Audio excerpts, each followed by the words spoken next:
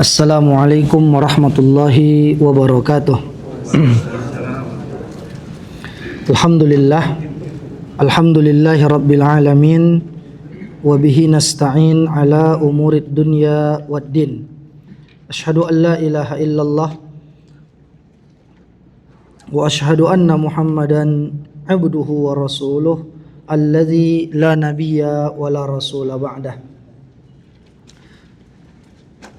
Di antara yang disampaikan oleh Syekhuna Profesor Dr. Abdul Wahid Al-Mazru'i di dalam khutbah beliau bahwa al-masajidu buyutullahi wa ahabbul buqa'i ilaih.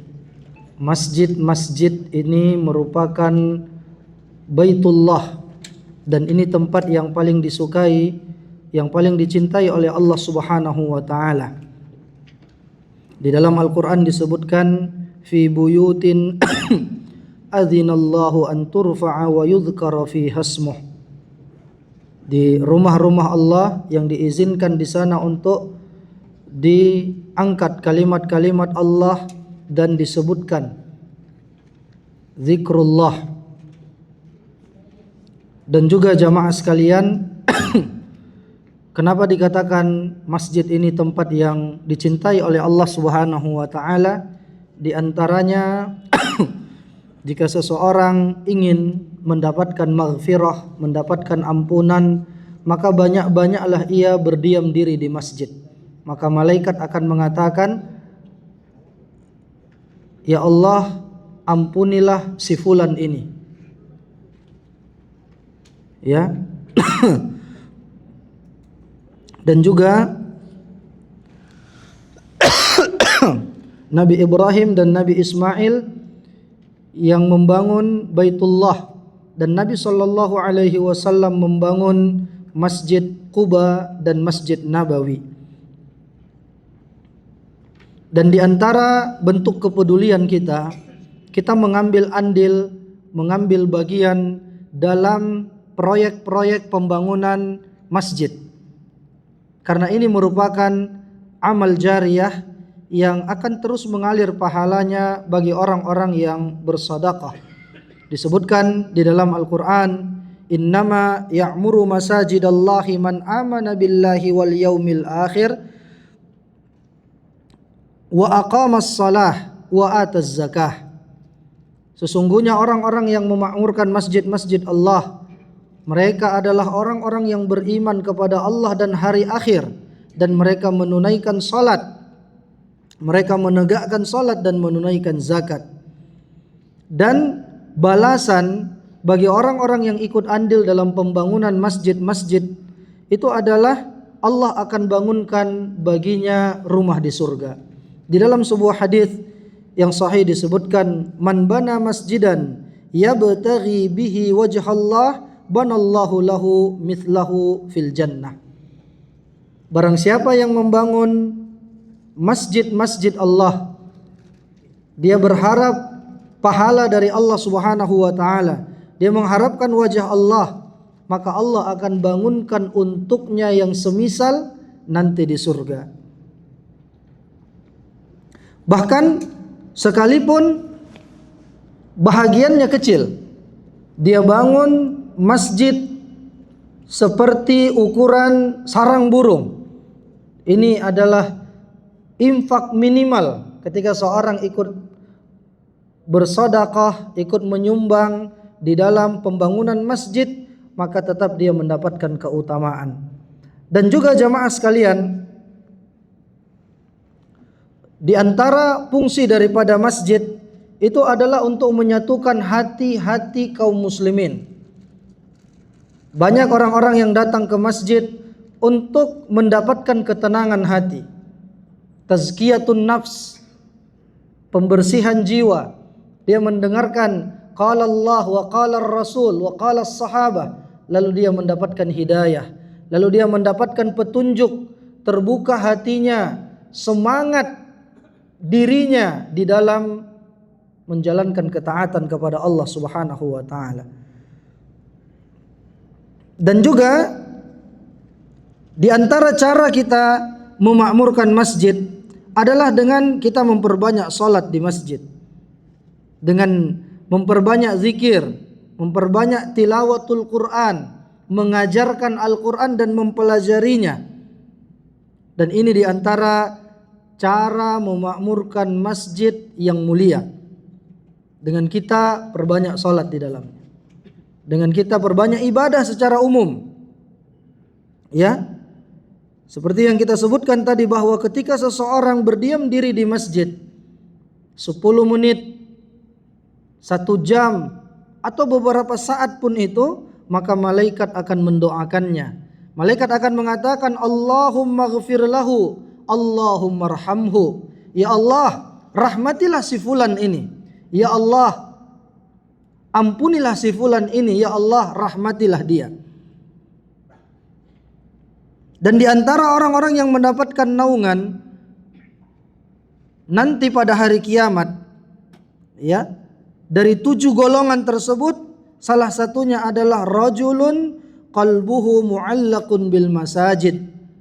Seorang yang hatinya terpaut dengan masjid-masjid. Al-Imam Asy-Sya'bi mengatakan, kanu idza farighu min syai'in atau al-masajid. Mereka ini orang-orang yang terpaut hatinya dengan masjid. Ciri-cirinya adalah ketika mereka selesai dengan urusan-urusan duniawinya, selesai dengan pekerjaannya, lalu mereka mendatangi masjid-masjid Allah, mencari ketenangan di sana.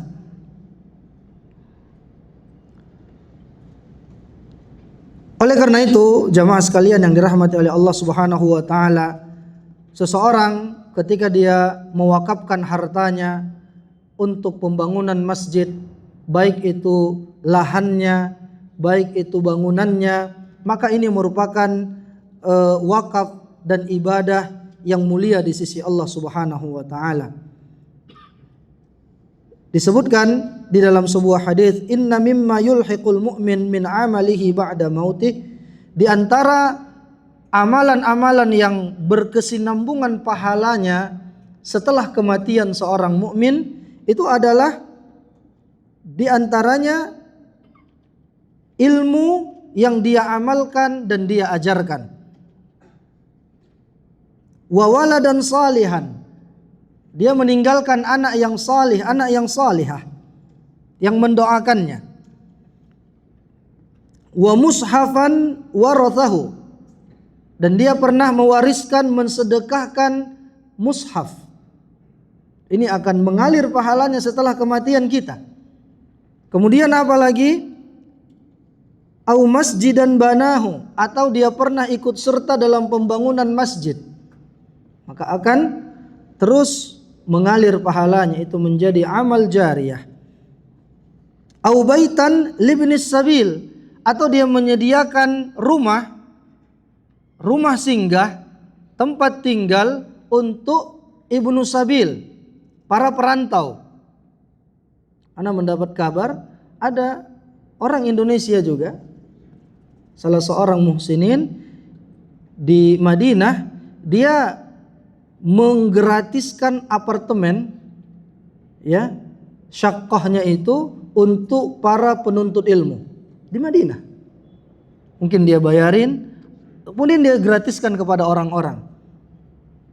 Masya Allah, ini diantara amal jariyah. Au nahron ajrahu, atau dia mengalirkan sungai, ya, atau maksudnya ikut dalam pembangunan sumur misalnya, kegiatan sosial, dan sumur tersebut atau sungai tersebut dimanfaatkan oleh orang-orang, ya. Au shadaqatan akhrajaha min malihi fi sihhatihi wa hayatihi yalhaqahu min ba'di mautihi, atau sedekah yang dia keluarkan ketika dia dalam keadaan sehat, ketika dia masih hidup, maka akan tetap mengalir pahalanya setelah kematiannya. Wa minal a'malil jaliyati ta'limul Qur'an bi iqamati halaqatit tahfiz lirrijali wan nisa. Di antara amal-amal yang berfaedah, yang bagus, yang sangat baik adalah mempelajari Al-Quran, mengajarkan Al-Quran, baik bagi laki-laki maupun perempuan. Menghafal Al-Quran, karena belajar Al-Quran, menghafal kitabullah, ayat demi ayat, surah demi surah, ini proyek jangka panjang sampai kita wafat. Jadi antum belum terlambat untuk menghafal Al-Quran.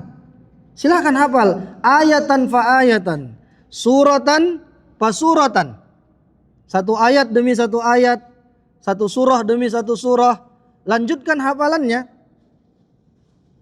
Ya. Kita tidak terlambat. Kita belum terlambat untuk menghadiri halaqah-halaqah tahfizul Quran. Ya. Dan kita juga ada jadwal di malam, di Senin malam. Silahkan antum ramaikan.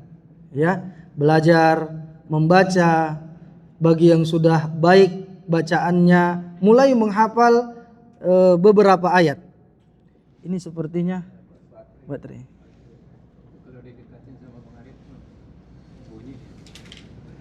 Baik. Kemudian jamaah sekalian yang dirahmati oleh Allah Subhanahu wa taala, terakhir Asy-Syaikh juga menyebutkan bagaimana penghormatan Rasulullah sallallahu alaihi wasallam kepada seorang wanita yang mana dikabarkan wanita ini berkulit hitam. Nabi pulang dari sebuah safar, ditanya, "Mana wanita, mana si fulanah ini?" Lalu para sahabat mengatakan, "Dia telah wafat ya Rasulullah." Lalu kata Nabi, "Dulluni ala qabriha." Tunjukkan kepadaku di mana kuburannya.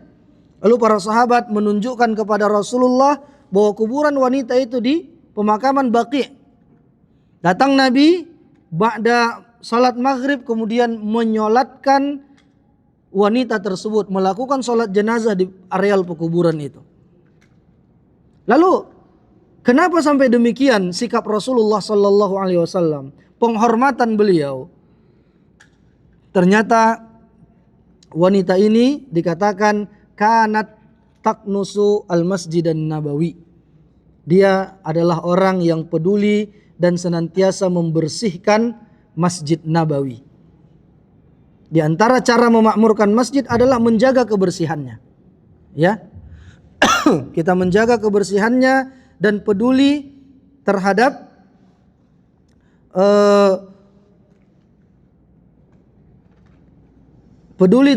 kemakmuran masjid tersebut.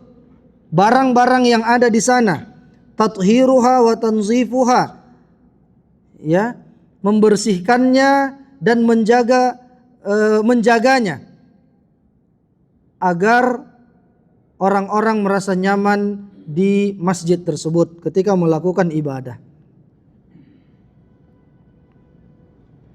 Wa tathwibul masajidi wa tajmiriha yadkhulul unsu 'alal musallin.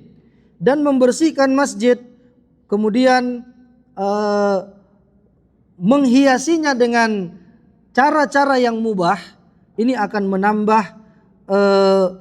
menambah minat orang untuk datang ke masjid. Bahkan Asy-Syaikh tadi menyampaikan di antara hikmah daripada ammaratul masajid, ada orang yang mendapatkan hidayah di Dammam ini. Ada seorang yang non muslim, dia datang ke salah satu masjid di Dammam, kata Syekh tadi. Kemudian dia tanya, ini apa?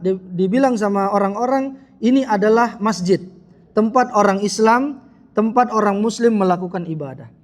Lalu dia nyelonong masuk dan dia lihat di sana orang-orang beribadah dipimpin oleh satu orang dengan gerakan yang sama dan kepatuhan kepada pemimpin yang di depan, dan pemandangan tersebut membuat dia takjub. Hingga akhirnya apa? Dia mengucapkan 2 kalimat syahadat. Dan kejadiannya itu di daerah sini, kata beliau.